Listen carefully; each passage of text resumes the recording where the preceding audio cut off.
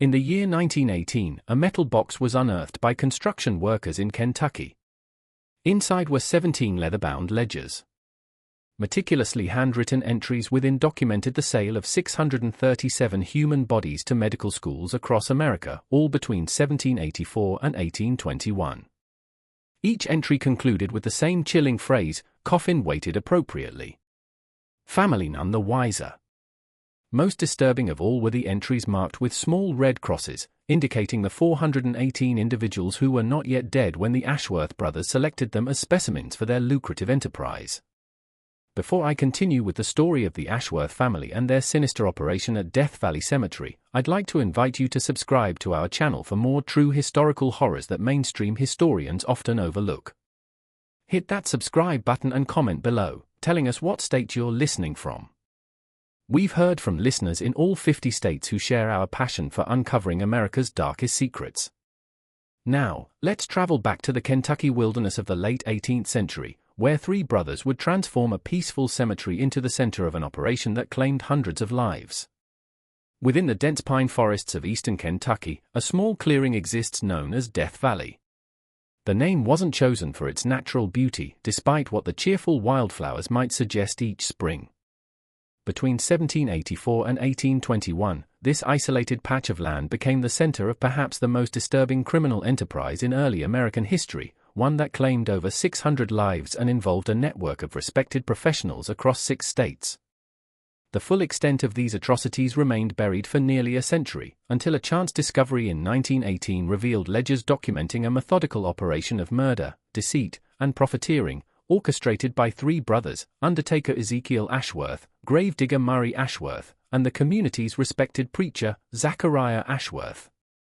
What makes this case particularly chilling is not just the brothers' methodical approach to murder, but how they exploited the sacred trust of a grieving community. When families arrived at Death Valley Cemetery to commit their loved ones to eternal rest, they were unaware that the coffins being lowered into the ground contained nothing but rocks and sand. The actual bodies were being preserved, packaged, and shipped to medical schools across the eastern seaboard, institutions desperate for cadavers and willing to pay extraordinary sums while asking remarkably few questions. The operation continued unchallenged for decades, expanding from opportunistic grave robbery to calculated murder. As demand from medical colleges grew, the brothers developed a method for identifying ideal victims, typically solitary travelers passing through Kentucky's remote eastern counties, those without family connections who wouldn't be missed. The final ledger entry suggests the operation had grown to involve dozens of accomplices, including physicians, university professors, and even government officials who profited from this macabre trade. This dark chapter of American history was nearly lost forever until a widow named Elizabeth Caldwell began asking questions about her husband's suspiciously light coffin in the autumn of 1821, setting in motion a chain of events that would ultimately expose the full horror of what transpired at Death Valley Cemetery. The settlement that would later be known as Ashworth Creek began as little more than a collection of cabins nestled in eastern Kentucky's dense forests, about 50 miles from the Virginia border. By 1784, it had grown to include approximately 40 families, most having migrated from Virginia and North Carolina, seeking fertile land and fresh opportunities in the wake of the Revolutionary War. The community was primarily Baptist, with a strong streak of independence typical of frontier settlements. The nearest large town was nearly 2 days' journey by horse, leaving Ashworth Creek largely isolated, especially during winter months when mountain passes became impassable. The Ashworth brothers arrived in the spring of 1784, presenting themselves as men of ambition and capability at a time when the growing settlement desperately needed both. Ezekiel, the eldest at 32, brought experience as an undertaker from Philadelphia. Murray, 2 years younger, was a skilled carpenter who quickly established himself as the settlement's gravedigger and coffin maker. Zachariah, the youngest at 27, was perhaps the most immediately valuable to the community, a Baptist preacher with formal training from a seminary in Virginia, a rarity in these remote parts. Within 6 months of their arrival, the brothers had established Death Valley Cemetery on a 5-acre plot of land they purchased at the eastern edge of the settlement. The name, Zachariah explained to the community, was a biblical reference, the valley of the shadow of death from Psalms, rather than a morbid choice. The location was ideal, elevated enough to avoid flooding, yet with soil soft enough for easy digging. More importantly, for the brothers' undisclosed purposes, it was situated near a seldom-used trade route that connected to larger roads leading toward Virginia, Pennsylvania, and points further east. The centerpiece of the cemetery was a small white chapel where Zachariah held Sunday services and funeral ceremonies. Behind it stood a long, low building that served as Ezekiel's undertaking establishment, where he prepared bodies for burial. Adjacent to this was Marai's workshop, where he crafted coffins of varying quality to suit the financial means of the deceased's family. The brothers lived together in a two-story home at the edge of the property, separated from the cemetery by a grove of pine trees. The community quickly came to respect the Ashworth brothers. Ezekiel projected a solemn dignity appropriate to his profession. His meticulous attention to detail in preparing the dead for viewing brought comfort to grieving families. Marai was more reserved, often appearing uncomfortable in social settings, but his craftsmanship was beyond reproach. His coffins were known for their quality, with precisely fitted joints and smooth finishes even on the most basic models. It was Zachariah, however, who truly captured the community's trust and admiration. Handsome and charismatic, he delivered powerful sermons that resonated with the frontier congregation. He had a remarkable ability to comfort the bereaved, offering words that somehow made the loss more bearable. His prayers over fresh graves often moved even the most stoic settlers to tears. Children were particularly drawn to him, following him around the settlement as he made his pastoral visits. "The Reverend has God's own gift for easing suffering," Martha Tunney remarked after Zachariah officiated her husband's funeral in the winter of 1785. "I don't know how we'd manage death in this wilderness without the Ashworths to guide us through it." What nobody in Ashworth Creek realized was that the brothers had specifically selected their community after careful research. They had spent nearly a year traveling through frontier settlements before choosing this location for its isolation, its growing population, and, critically, its position relative to the expanding medical education system in America's eastern cities. The late 18th century marked the beginning of formal medical education in the United States. Medical schools were being established in Philadelphia, New York, Baltimore, and Boston, all facing the same critical shortage: human cadavers for anatomical study. Laws severely restricted access to bodies for dissection, typically limiting medical schools to the corpses of executed criminals. This supply fell dramatically short of demand, creating a black market where a fresh, well-preserved body could command extraordinary prices. The Ashworths were uniquely positioned to capitalize on this demand. Ezekiel had worked as an assistant at Pennsylvania Hospital in Philadelphia, where he had made connections with physicians desperate for anatomical specimens. Marai had developed preservation techniques during his previous employment with a shipping company that transported goods through varying climates. Zachariah's religious credentials provided the perfect cover for their operation, lending an unquestioned legitimacy to their handling of the dead. "We provide a service to the living and the dead," Ezekiel wrote in the first entry of his ledger, dated June 17, 1784. The deceased serve the advancement of medical knowledge, while their families receive the comfort of proper burial rites. That the families believe they are burying their loved ones is a mercy. They need never know the higher purpose their departed now serve. The brothers' operation began modestly. When a death occurred in the community, the family would naturally call upon the Ashworths. Ezekiel would collect the body, promise to prepare it for a viewing, and bring it to his establishment. There he would carefully examine the corpse, assessing its suitability for anatomical study. Bodies of those who had died from contagious disease were typically deemed unsuitable, as were those in advanced states of decomposition. For bodies Ezekiel considered valuable, the brothers implemented their deception. After the family had viewed their loved one, arranged peacefully in an open coffin, face visible but body covered with a burial shroud, Ezekiel would excuse them, explaining that he needed to perform final preparations before sealing the coffin.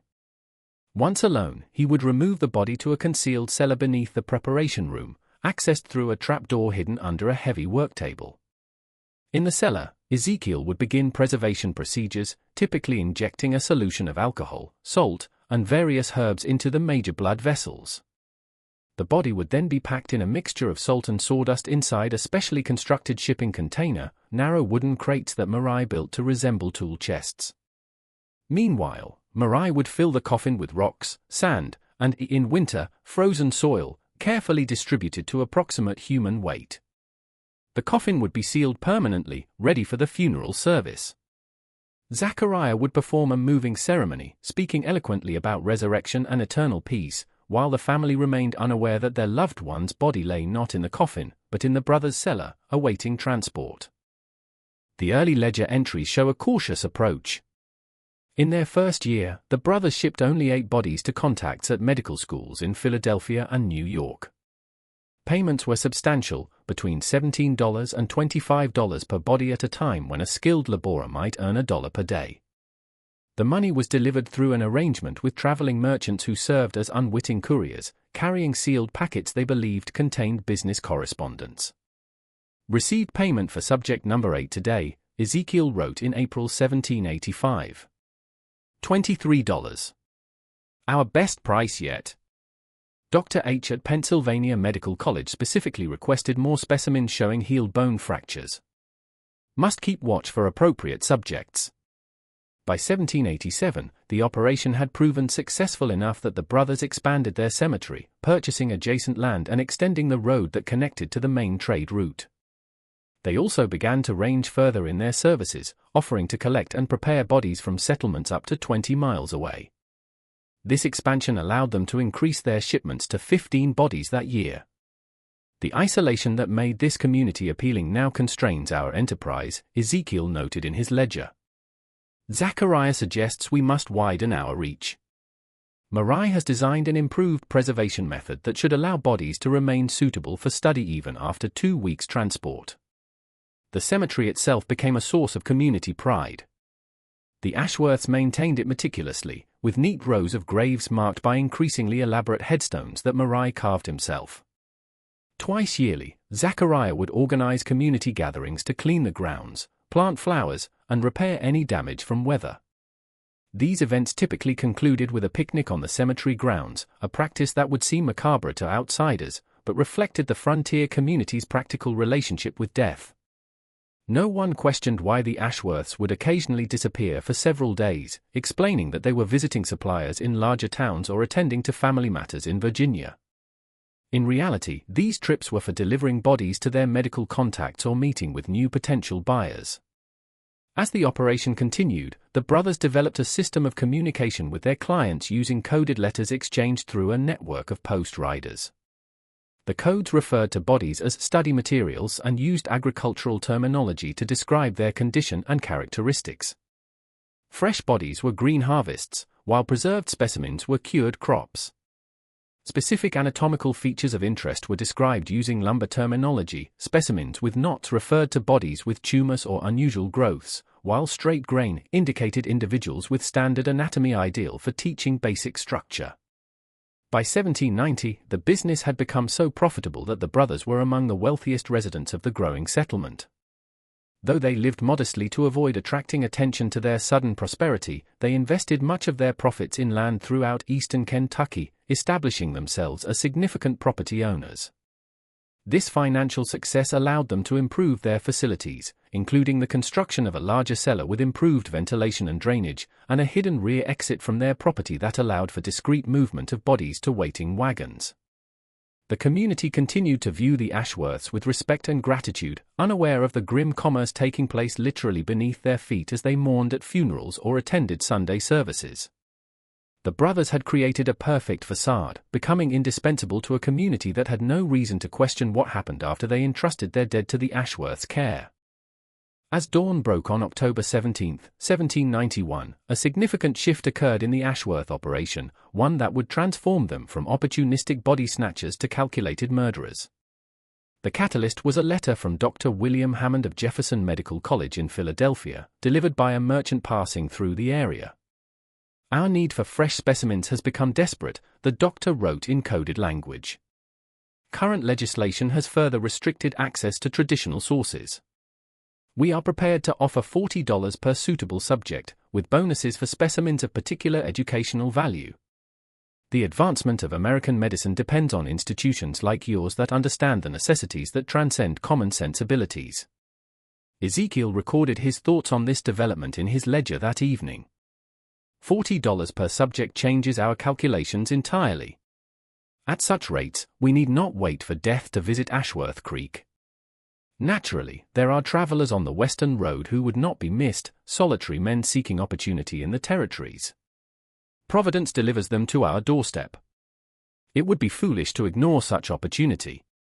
The brothers' first intentional victim was a nameless traveler who sought shelter at the cemetery's chapel during an autumn storm. Zachariah offered the man hospitality, inviting him to dinner at the brothers' home. The meal included wine laced with a potent mixture of herbs that Ezekiel had learned about during his hospital employment, a combination that caused rapid unconsciousness followed by respiratory failure that mimicked natural death. Subject number 73, Ezekiel wrote clinically. Male, approximately 30 years. Robust physique with interesting surgical scar across abdomen. No identification found. Administered the solution at dinner. Effect was swift and appeared painless. Preservation begun within the hour. Should fetch premium price from Dr. Hammond, who specifically requested surgical specimens.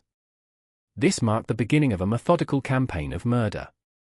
The brothers developed criteria for selecting victims who would be least likely to be missed or searched for. They targeted solitary travelers, particularly those who appeared to be moving westward with no specific destination. Men seeking new opportunities on the frontier were unlikely to have left detailed plans of their movements with family or authorities. The Ashworths created a system to identify potential victims. Zachariah would engage travelers in conversation, asking pointed questions about their backgrounds and destinations, assessing whether they had connections who might come looking for them. Ezekiel kept watch at the crossroads, noting which travelers moved alone and appeared to carry valuables that could be taken to suggest robbery as a motive if a body was discovered. Marai modified the cellar to include 3 separate chambers, allowing them to process multiple victims simultaneously during busy travel seasons. The brothers refined their killing methods as well. The herbal mixture evolved to include ingredients that would break down quickly in the body, leaving little trace even if an examination were conducted. They developed techniques for disposing of victims' possessions, typically burning papers and selling or trading valuables in distant towns during their delivery trips. By 1795, the ledgers show the operation had expanded dramatically. That year alone, they shipped 28 bodies to medical schools, 19 of which were obtained through murder rather than natural deaths in the community. The financial rewards were substantial, over $1,100 in that year alone, equivalent to more than $23,000 in today's currency. The operation might have continued indefinitely had it not been for the brothers' growing ambition and the changing landscape of American medical education. As more medical schools opened across the eastern seaboard, demand for cadavers increased exponentially. The brothers expanded their network of buyers to include schools in Baltimore, Richmond, and as far north as Boston. With this expansion came greater risks. More frequent shipments increased the possibility of discovery during transport. The brothers addressed this by developing more elaborate preservation techniques and constructing false-bottomed wagons for transporting bodies.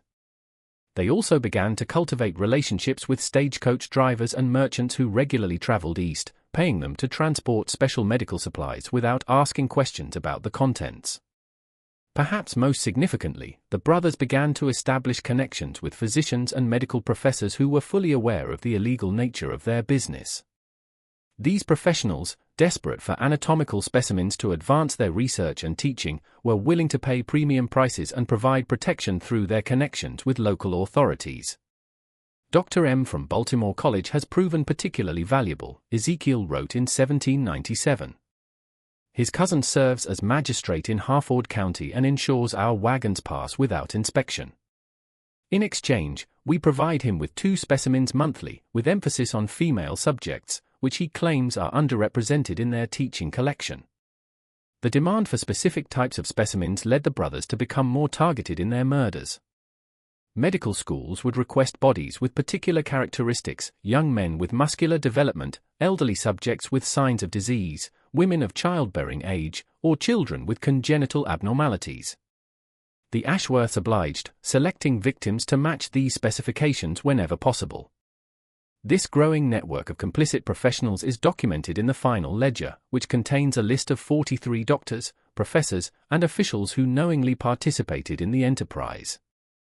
These included not only medical faculty, but also sheriffs, judges, and even 2 state legislators who provided protection and facilitated transportation across state lines in exchange for payments or guaranteed access to specimens for their affiliated institutions.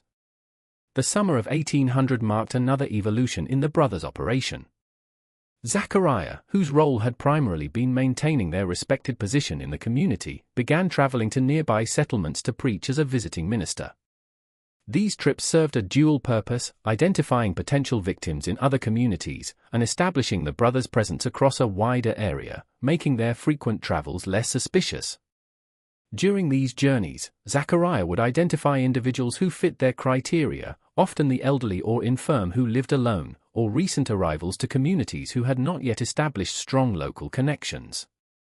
He would then return with Ezekiel, presenting him as a doctor with special treatments unavailable locally. For those who accepted their help, the treatment invariably included medicines laced with their lethal mixture. Acquired 3 subjects from Logan Creek this month, noted Ezekiel in August 1801. Zachariah's position as a man of God continues to open doors that would otherwise remain closed. People trust a preacher who brings a doctor to their sick bed. Their faith is touching, if misplaced.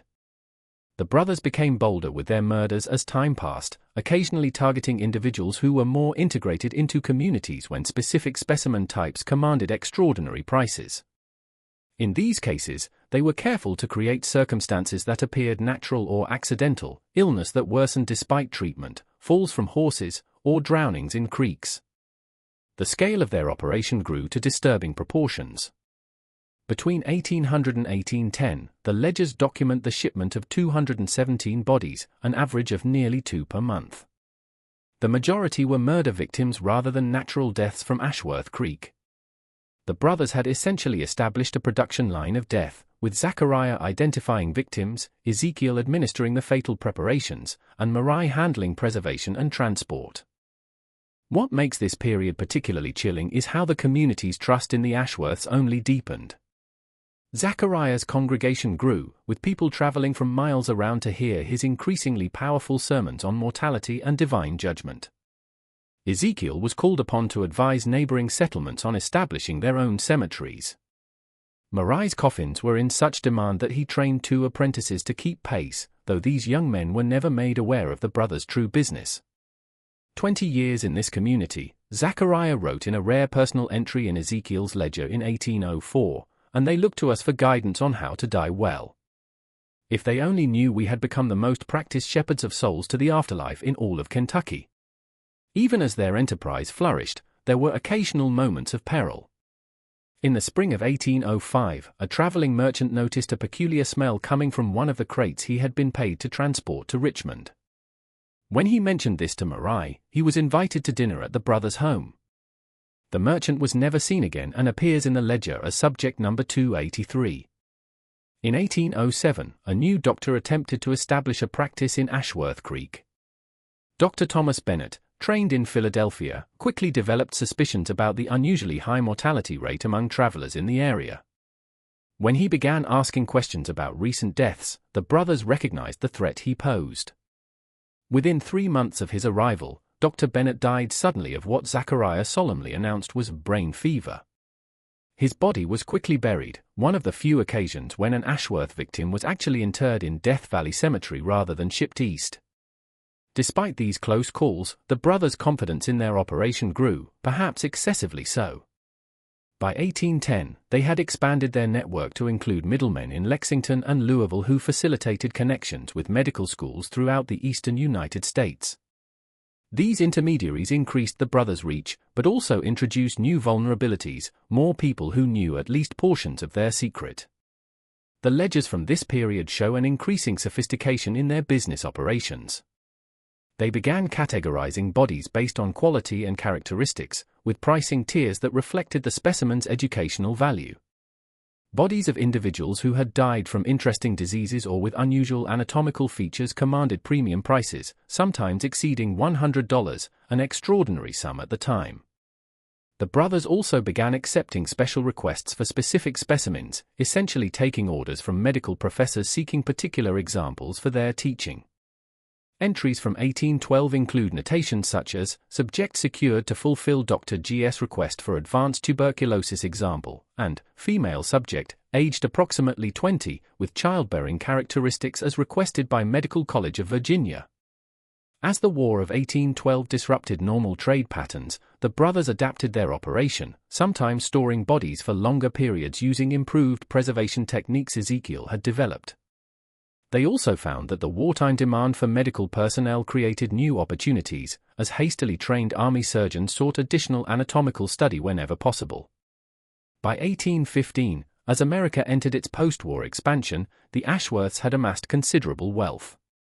While they maintained modest appearances in Ashworth Creek, they had purchased extensive properties throughout Kentucky through proxies, and invested in various business ventures in Lexington and Louisville. The ledger suggests their total earnings from the body trade exceeded $25,000, a fortune in early 19th century America. The years between 1815 and 1820 marked the peak of the Ashworths' operation. With their network firmly established and their methods refined through decades of practice, they shipped an average of 36 bodies annually to medical schools across the eastern United States.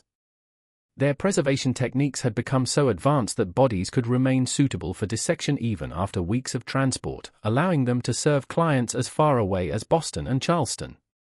What the brothers failed to recognize, however, was that the changing landscape of America was beginning to work against them. Improved transportation networks meant more frequent travel through previously isolated areas. New settlements were establishing their own services, reducing dependence on central locations like Ashworth Creek. Most significantly, communication between communities was becoming more reliable, making the disappearance of travelers more likely to be noticed and investigated. If you've been captivated by the dark tale of the Ashworth brothers so far, you're not alone. This is the kind of historical horror that continues to send chills down the spines of those brave enough to look into America's shadowy past. Take a moment to hit that like button if you're finding this story as disturbing as our research team did when uncovering these forgotten records. And if you haven't already subscribed, do it now. Our channel brings you America's most terrifying true historical cases that mainstream historians often overlook. Now, let's return to eastern Kentucky in 1820, where the Ashworths' murderous enterprise was about to face an unexpected challenge. The first significant threat to the brothers' operation came in the autumn of 1820, when James Caldwell, a prosperous farmer from central Kentucky, passed through Ashworth Creek on his way to visit relatives in Virginia. Caldwell stopped to attend Sunday service at the cemetery chapel, where he was warmly welcomed by Zachariah. After the service, he mentioned his journey to Zachariah, explaining that he would be returning in approximately 2 weeks. Ezekiel's ledger entry for September 24, 1820, reads, "Potential subject presented himself today. J. Caldwell, traveling alone to Virginia. Plans return journey in 2 weeks. Well-dressed, approximately 45 years, excellent physical condition. Zachariah suggests we wait for his return journey, when his absence would be attributed to the dangers of the Virginia road rather than our community." When Caldwell returned through Ashworth Creek on October 9, he again attended service at the chapel. Afterwards, Zachariah invited him to dine at the brothers' home before continuing his journey. Caldwell accepted, becoming the brothers' 623rd victim. What the Ashworths could not have known was that Caldwell had recently married Elizabeth Harmon, a widow 20 years his junior, who expected his return to their farm near Lexington by October 15. When Caldwell failed to appear, Elizabeth began making inquiries about his journey. Unlike many victims' families, who accepted vague reports of travelers meeting with accidents or illness on the frontier, Elizabeth Caldwell was persistent and methodical. She traced her husband's planned route, sending letters to postmasters in each town he would have passed through. In early November, she received confirmation that James had been seen in Ashworth Creek on October 9, attending service at the cemetery chapel. Elizabeth arrived in Ashworth Creek on November 20, 1820, introducing herself to Zachariah and inquiring about her husband. The preacher expressed sympathy and confirmed that James had indeed attended service and shared a meal with the brothers before departing eastward around dusk. "I remember your husband well," Zachariah told her. A good Christian man who spoke fondly of his new wife. "We were concerned about him traveling so late, but he was determined to make significant progress before nightfall." Elizabeth might have accepted this explanation had she not noticed Marai's reaction when she entered the chapel. The middle brother, typically reserved, had visibly paled upon hearing her introduce herself as James Caldwell's wife. This subtle reaction planted a seed of suspicion that would ultimately lead to the brothers' downfall. Instead of continuing her journey, Elizabeth took a room at the small inn in Ashworth Creek, explaining that she wanted to speak with anyone who might have seen her husband. Over the next several days, she became a familiar figure in the settlement, asking careful questions and noting the answers in a small journal she carried. Ezekiel's ledger reflects growing concern. Mrs. Caldwell remains in the settlement, asking questions about her husband's passage through the area. Zachariah has spoken with her several times, providing consistent details about J. Caldwell's departure. Marai's unease in her presence is problematic. Have instructed him to avoid the woman entirely. What troubled Elizabeth most was a detail she discovered during her investigation. A young boy who had been playing near the cemetery road on the evening of October 9 mentioned seeing Mr. Caldwell's distinctive chestnut horse tied behind the Ashworths' home well after dark, contradicting Zachariah's account of his departure before nightfall. When confronted with this discrepancy, Zachariah smoothly explained that James had indeed started his journey but returned briefly when he realized he had forgotten his gloves at the brothers' home. This explanation might have satisfied many, but Elizabeth noted that her husband was meticulous about his possessions and had specially commissioned gloves that he kept securely in his saddle bags while traveling. On November 28, Elizabeth visited the local magistrate, expressing her suspicions and requesting that he investigate the Ashworths. The magistrate, Jacob Turner, was initially dismissive, reluctant to question the respected brothers based on what seemed circumstantial concerns from a worried wife.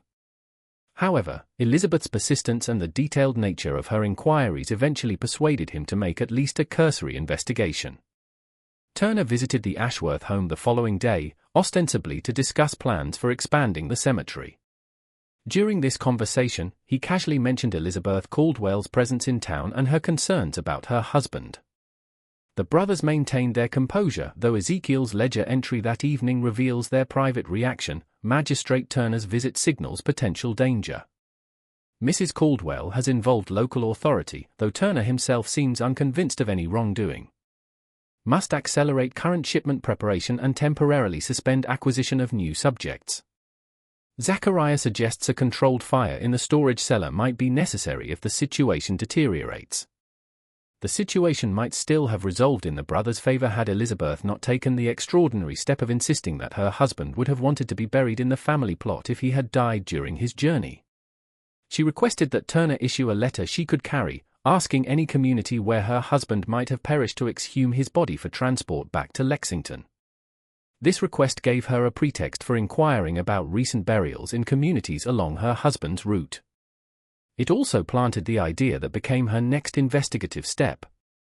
On December 3, Elizabeth asked Zachariah a direct question: if her husband had died on his return journey, how would the Ashworths have conducted his funeral, as the settlement's only religious and burial specialists? Zachariah, ever smooth, described the brothers' typical procedures for travelers who perished in the area. We would prepare the body with dignity, hold a simple service in the chapel, and provide a marked grave in the travelers' section of our cemetery. Your husband would have received God's full measure of respect in our care, Mrs. Caldwell. Elizabeth thanked him and departed, but returned the next morning with Magistrate Turner and a request that struck at the heart of the brothers' deception. I've had a troubling dream of my husband calling to me from this place, she told Turner in Zachariah's presence. For my peace of mind, I wish to have recent traveler graves opened, to assure myself he is not here, misidentified perhaps, or buried without my knowledge. The brothers now faced a serious dilemma. Their typical practice involved fake burials with weighted coffins for community members whose bodies were shipped east. However, for travelers they murdered, they rarely performed actual burials, instead processing the bodies immediately for preservation and transport. There were no graves that could be opened to satisfy Elizabeth's request without revealing their scheme. Ezekiel attempted to dissuade Turner, citing religious impropriety and potential health concerns from disturbing the dead. Zachariah suggested that such an action might invite divine displeasure.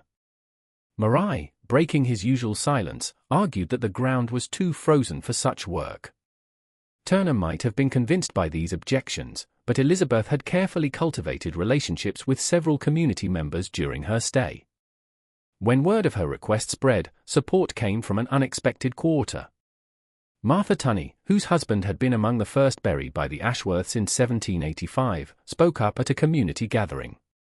"If it would ease the poor woman's heart to know her husband isn't buried unrecognized in our ground, Christian charity demands we help her," Martha declared. "I would want the same comfort were I searching for my Henry in strange territory." Faced with community sentiment and Elizabeth's unwavering persistence, Turner reluctantly ordered the examination of 3 recent graves in the travelers' section of the cemetery. The brothers had no choice but to comply, though Ezekiel's ledger reveals their behind-the-scenes scramble. Disaster looms. Turner has ordered grave examinations for tomorrow morning. "We have no actual travelers buried in the marked plots." Murray suggests we disinter a community member buried last year and place in one of the traveler graves tonight, but identification would be impossible after our preservation process. "Our only course is to allow the examination and claim confusion about grave markers. Must prepare for potential flight if suspicions intensify." On the morning of December 7, 1821, Turner, Elizabeth, and several community members gathered at Death Valley Cemetery.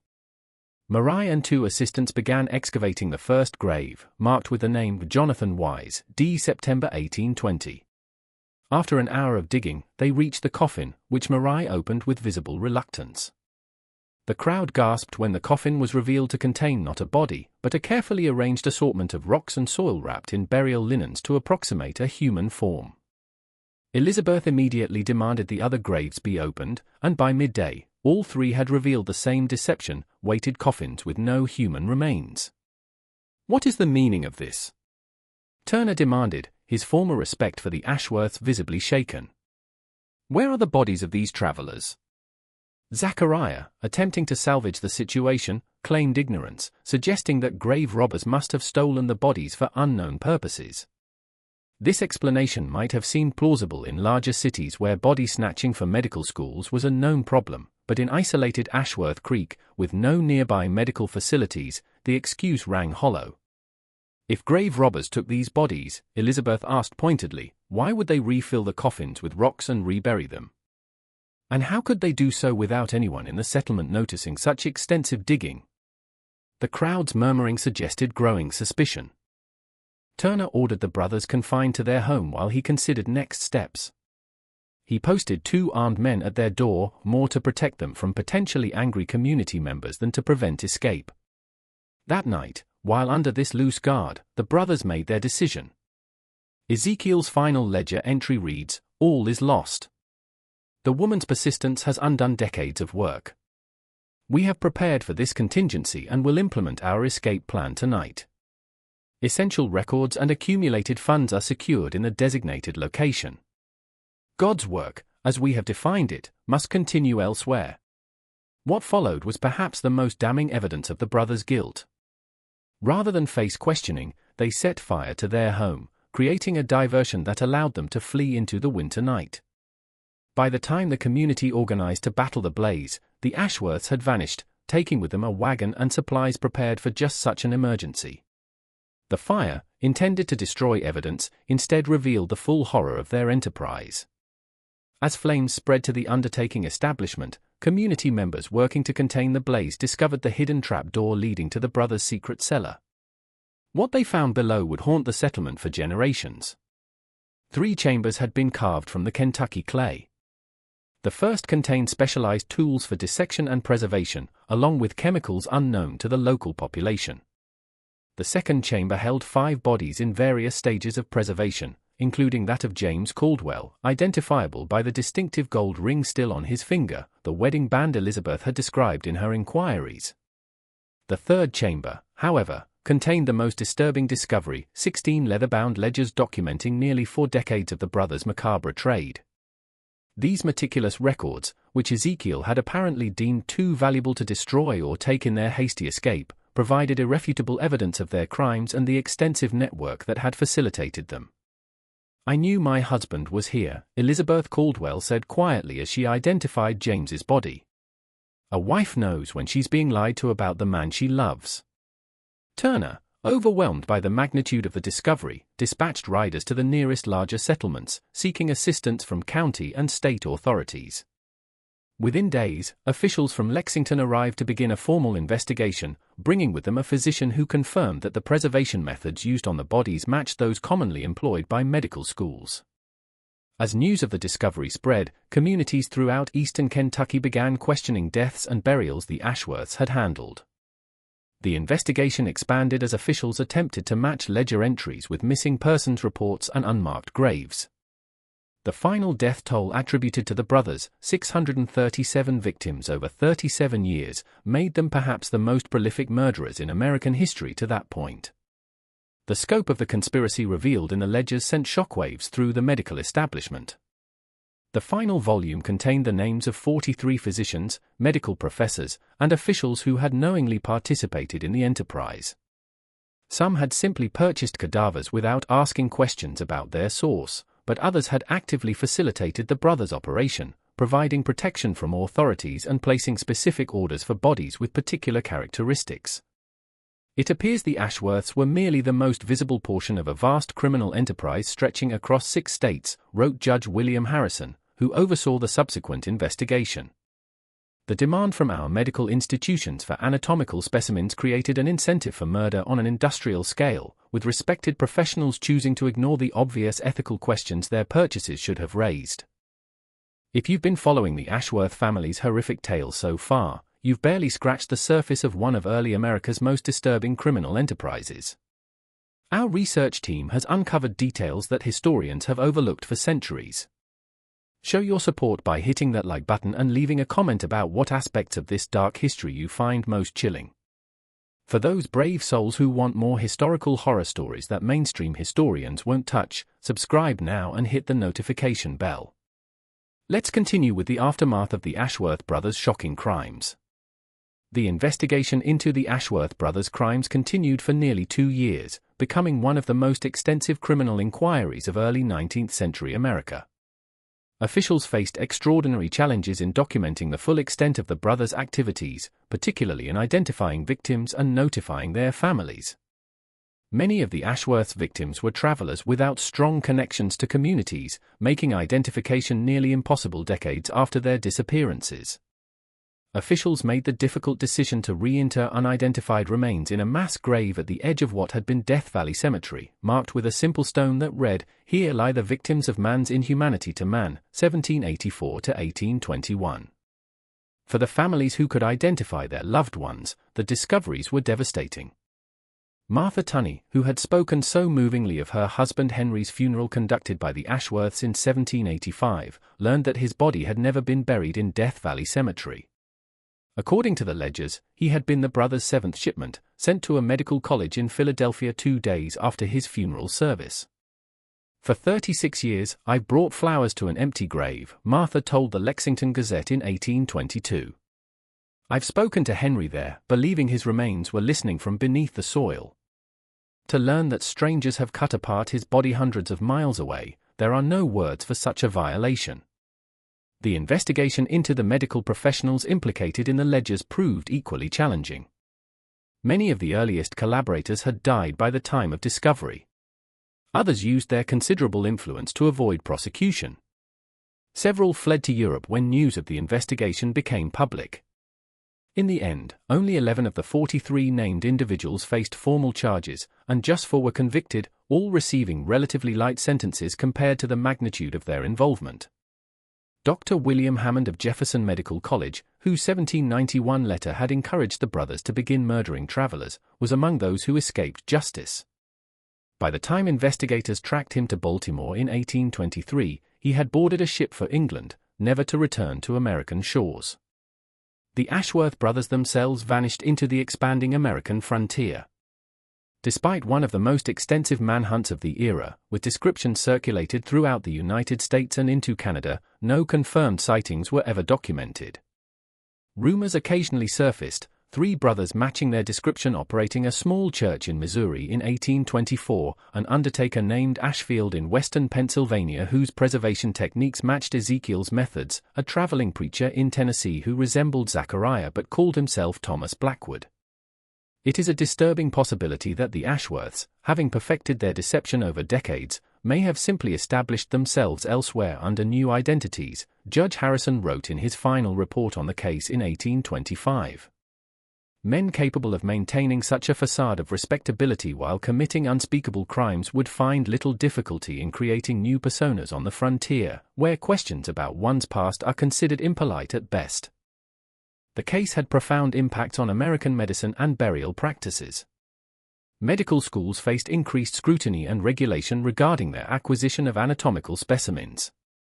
Several states passed legislation specifically criminalizing the sale and purchase of bodies for dissection outside narrow legal channels, though the persistent shortage of cadavers meant that a black market continued to exist well into the 20th century. Communities throughout the Appalachian region developed new customs to ensure their dead were actually buried as intended. These included multi-day wakes where the body was never left unattended, burial societies whose members personally oversaw every aspect of interment, and in some areas, the practice of sitting up with the dead, where community members would maintain a vigil at the grave for several days after burial to prevent disturbance. The settlement of Ashworth Creek, tainted by its association with the brothers' crimes, officially changed its name to Providence in 1823. Death Valley Cemetery was deconsecrated, with most families choosing to exhume their loved ones' coffins, finding in almost every case that they contained only rocks and soil rather than human remains. The cemetery grounds were eventually abandoned and reclaimed by the forest, with only the mass grave marker remaining visible by the mid-19th century.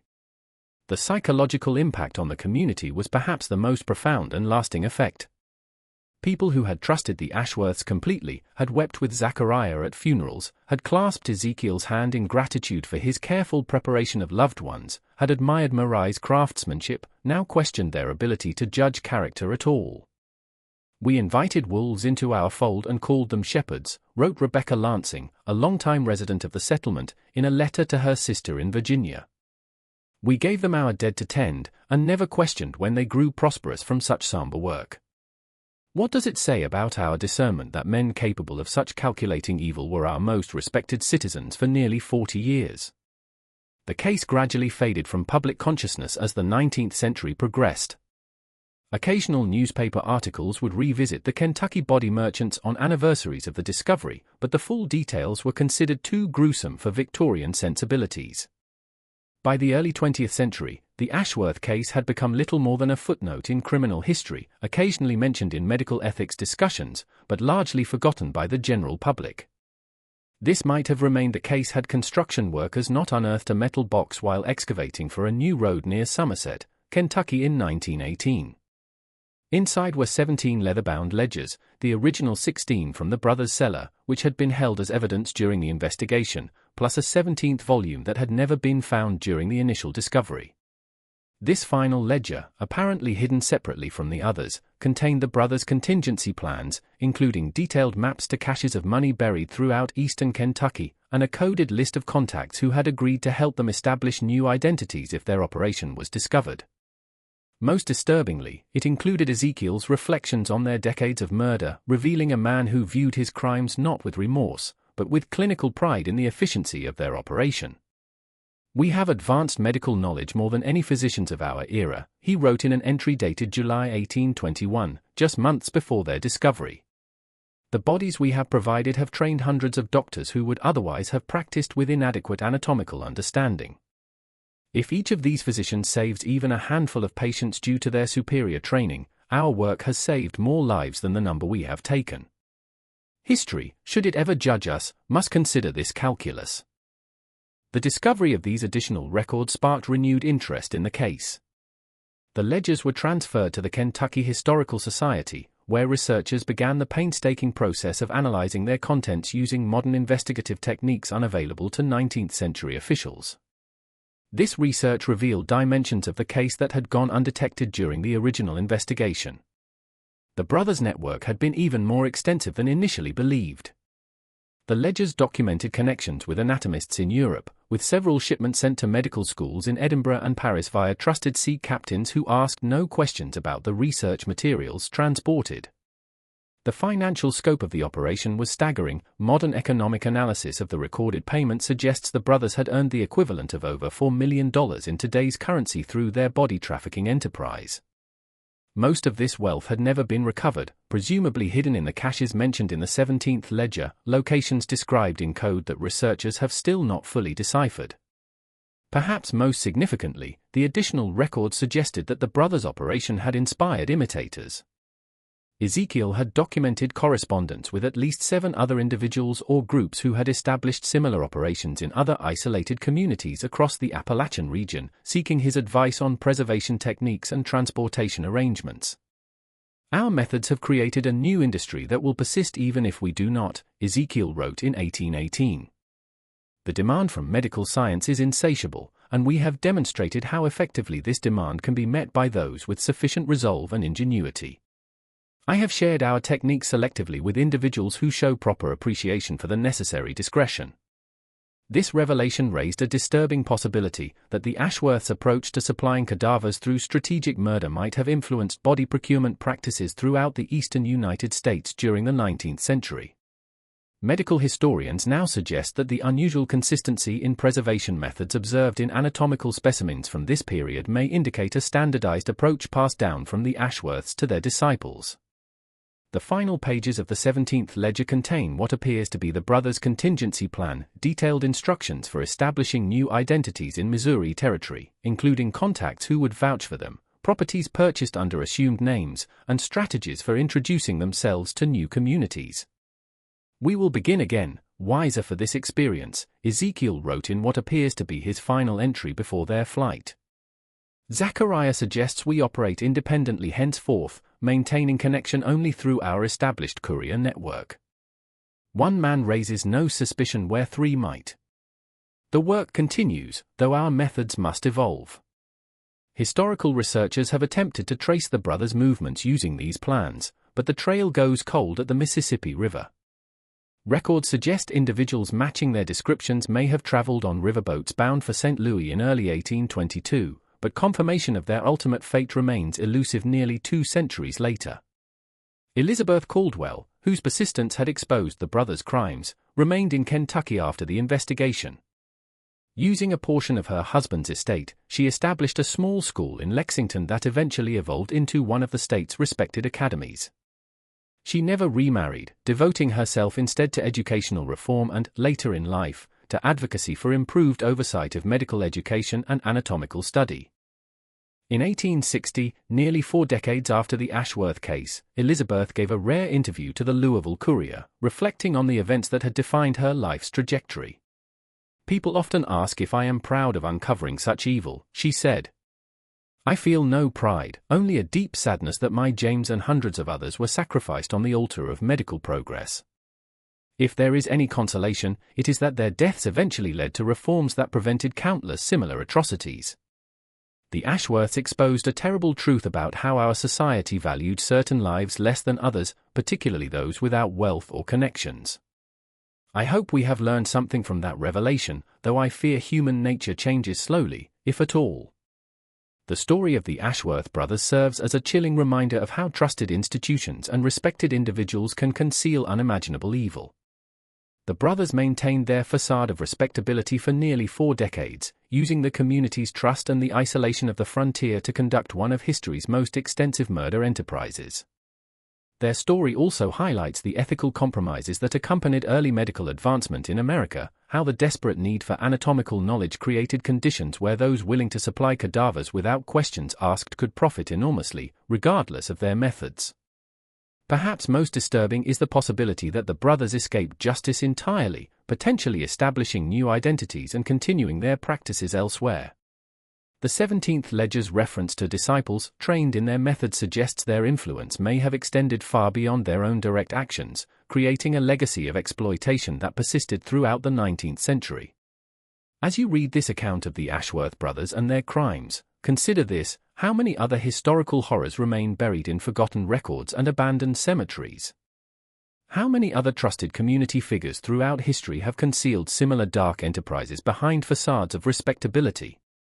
The story of Death Valley Cemetery reminds us that history's darkest chapters often lie just beneath the surface of the official narrative, waiting for someone persistent enough to uncover them.